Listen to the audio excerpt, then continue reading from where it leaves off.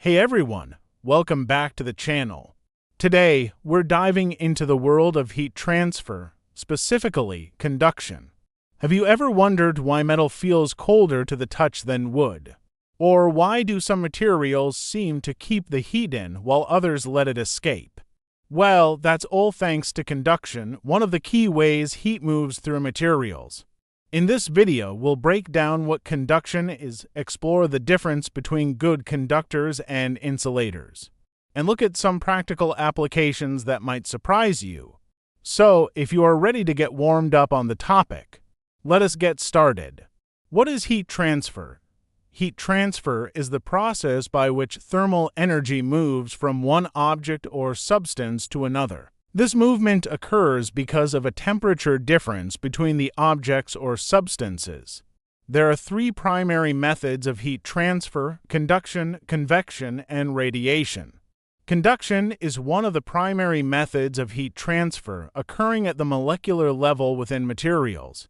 It involves the transfer of heat energy through a substance without the substance itself moving. This process is most efficient in solids, particularly metals. Conduction occurs due to the interaction between particles within a material. When one part of a material is heated, the particles in that region gain kinetic energy and begin to vibrate more vigorously. These high-energy particles then collide with neighboring particles, transferring some of their kinetic energy. This transfer continues, spreading heat from the hotter region to the cooler regions until thermal equilibrium is reached. What are good conductors? Good conductors of heat are materials that allow heat energy to pass through them quickly and efficiently. Metals are excellent conductors of heat due to the presence of free electrons. These electrons can move easily through the metal, carrying energy with them and allowing heat to pass through the material quickly. Poor conductors, also known as insulators, are materials that resist the flow of heat. Their molecular structure makes it difficult for heat energy to pass through. This property makes them useful in preventing heat loss or keeping heat away from sensitive areas. In nonmetallic materials, the electrons are held tightly by the positive charges. Because of this, the electrons cannot move and no energy can flow.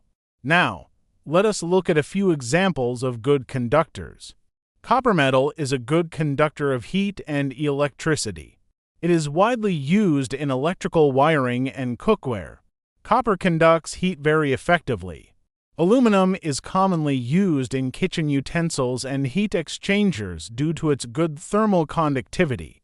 Silver is the best conductor of heat among metals, though it is less commonly used due to its cost. Now, what are some of the examples of poor conductors or insulators? Wood is commonly used in construction and household items. Wood is a poor conductor and helps to prevent heat transfer. Plastic is used in a wide range of applications, from handles on cooking utensils to electrical insulation. Plastic resists the flow of heat. Although glass feels cool to the touch, glass is a poor conductor of heat and is often used in windows and insulating materials.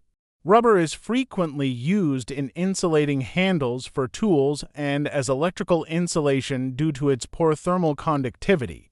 Air is a poor conductor of heat and it is used in insulating products like double-glazed windows and thermal clothing. Now, let us look at some of the applications of conduction. When you place a metal pan on a stove, the heat from the stove is conducted through the pan to the food inside. The efficiency of this process depends on the thermal conductivity of the pan material. In electronics, heat sinks made from metals like aluminum are used to conduct heat away from sensitive components, helping to keep them cool. Materials with low thermal conductivity, such as fiberglass or foam, are used in buildings to reduce heat loss. It keeps interiors warm in winter and cool in summer. Wool and synthetic fibers trap air, a poor conductor of heat, to provide insulation and keep the body warm in cold conditions. When you touch a metal spoon that has been left in a pot of boiling water, heat is conducted from the spoon to your hand. It causes a burning sensation. Radiators work by conducting heat from hot water or steam to the surrounding air, which then circulates through the room. What are some of the limitations of conduction? Conduction is most effective in solids, particularly metals, but it is relatively slow in liquids and gases. This is because the particles in these states are further apart, leading to fewer collisions and slower energy transfer. Conduction is a fundamental method of heat transfer that plays a crucial role in everyday life, engineering, and technology. Understanding conduction allows us to design better materials and systems for heating, cooling, and insulation, improving efficiency and comfort in various applications. Thanks for watching my video on conduction. I hope you found it informative and useful. If you enjoyed learning about heat transfer and want to dive into more science topics, don't forget to subscribe to my channel. There is plenty more to explore, so stay tuned, and I'll see you very soon.